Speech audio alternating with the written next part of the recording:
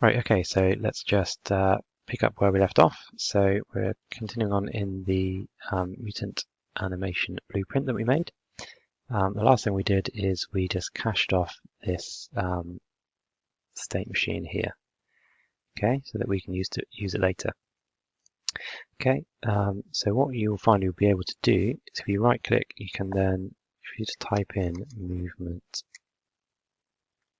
cache, you can then use that cached pose with something else. Okay. And what we want to do is a slot. Yeah, slot node. Okay. So what we're going to do is essentially going to link this movement up, being able to also work with the attack animations that we have been working with. All right. Okay, so that slot node is referencing that attack slot that we made earlier on. So that's why we had to do that. So change that to the attack slot.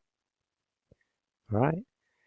And what we're going to do is we're going to cache this off as well. So cache that off and call it attack cache, something like that. Okay, so we're going to come to use this one as well. So use attack cache. Okay. Because basically you couldn't really link all these together otherwise. So you need to cache them and then make reference to them later on. Okay, it's going to compile that for now. It does go green, which is good, but we're not finished yet. Okay, so for now, if we just move these out of the way a bit, use our final animation pose down, we can just plug this one into the final animation pose and we should see them all running. Okay, so the movement is all cached to here. That's being used here and added on the attack slot animation montage that we made. And that's all been cached. Okay, and we're using that cache, which has all of that in, to our final animation pose. Okay, so that's fine at the moment, but we still haven't told the engine which buttons we need to push to actually make these attacks happen. Okay, so if we go back to blueprints for our character, so this one in the event graph where we did the left shift option to move between walking and running, and here is where we're going to add in the actions to tell it to do the attacks. All right, and then what we're going to use for those attacks is mouse button. So left mouse button and the right mouse button. Okay, for our two different attacks. So when they're pressed, what we want to do is play animation montage. Okay. The montage we want it to play is that attack anim montage that we made. And the section name, when we split it into two sections. So left attack. I'm just going to copy that one and paste it. And so that'll be the right one, but we'll just have to change that here then to right attack. Okay, so remember when we're doing this animation montage, we split those two animations into a left attack and a right attack. Alright, so that's why we did that, because we're now referencing them here. Okay, so just compile that and have a little look-see. Okay, so boom. So I can run along and I can do left. So that's right, sorry, right click is the punch, left click is the big attack. Okay, which is fine when I'm standing still. But if I start moving, you can clearly see the problems there, like the feet aren't walking whilst the animation carries out. So what we're going to have to do now is make it so that if he's walking and attacking, that his legs will keep walking and his upper body will still do the attacking. Okay, so if you just had some more simple animations than this, then this will be fine how it is, but clearly it doesn't look right at the moment when you're doing the two things at once. Okay, just going to save everything for now. Right, so to fix this, we need to go back to our animation blueprint again, here. And it needs to come off from this, so you have to alt-click that to get rid of it. And from here we want to layered blend per bone. Okay, so what this is going to do is it's going to blend the two animations together based on the structure of the skeleton. Okay, so that's where we can say, well, okay, so if it's above probably going to be something like the pelvis bone, then it will play one thing. If it's below, it will play another. All right. Okay, so in order to reference that, you need to have this selected and come up to the settings over here. This layer setup, there's a 0 there. We need to add in an element.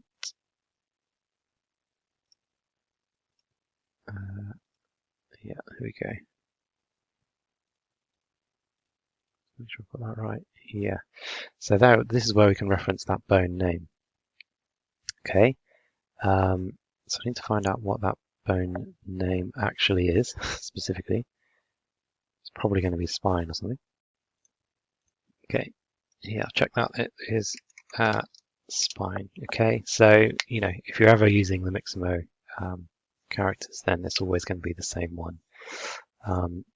Blend depth. It's one of those ones that might need tweaking.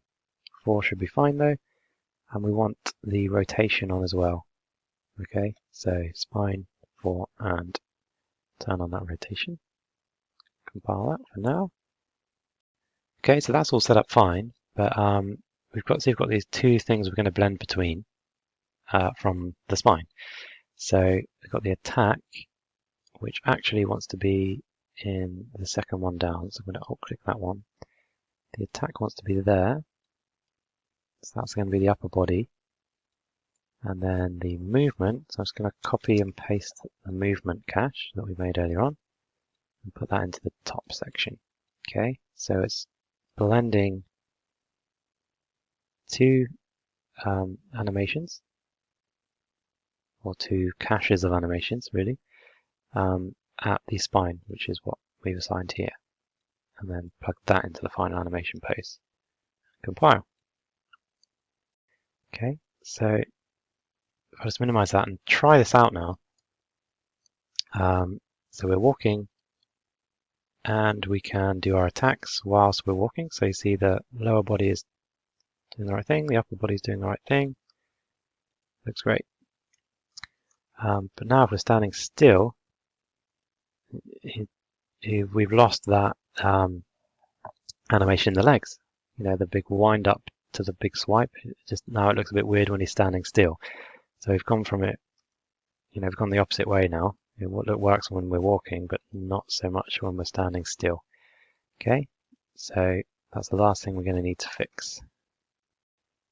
Okay, so to do that, we're going back into our animation blueprint again. And from here, we want to blend poses by a Boolean. Okay, I think that's there for now. That's fine.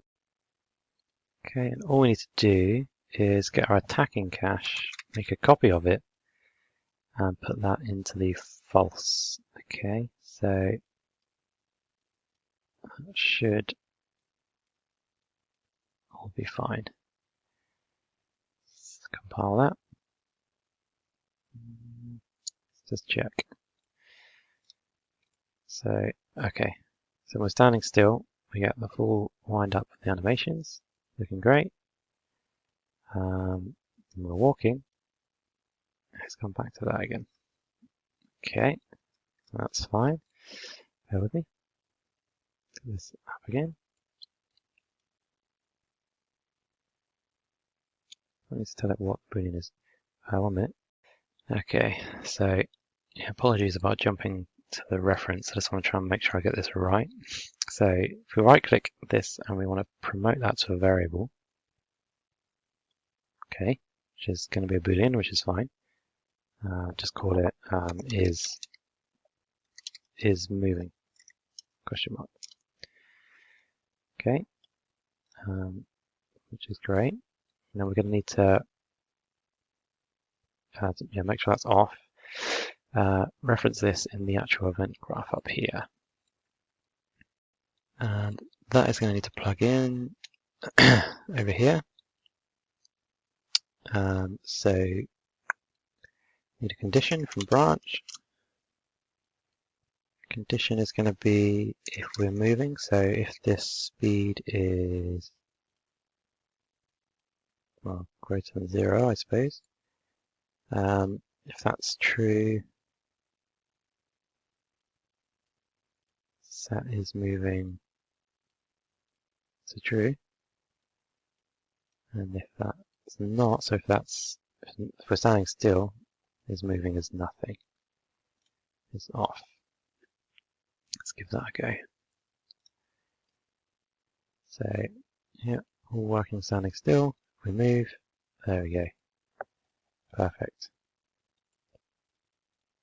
Okay.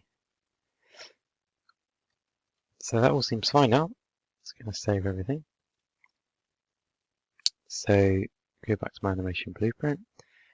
So yeah, we just set it so, if the speed is greater than 0, then that means if it's true, then he is moving. If it's not, then he's not moving, which essentially tells this what's true or false and what animations to be playing. Okay, so there's a lot there, hence why all the going between the references and things. But you can see how that's set up here as well. If you had any more animations or other animations that you needed to add, then this is essentially the way you need to go about doing it. All right. You may find if you're looking things up online and things that there's other ways of adding animations and things. You can go into things like the state machines and add more things up here. There's different ways of doing it, but this way is effective. It seems to work and it's quite flexible. And we get to use some existing stuff as well. So yeah, that's it. So we've got a character now, let's close it down, who can walk around. He can run when we want him to. He's got a couple of different attack animations. Obviously, this is just about animations, but then from here, you'd have to set up things like collisions and variables and things for what it's hitting and how you want it to react there with other blueprints. But for now, that's the animation sorted.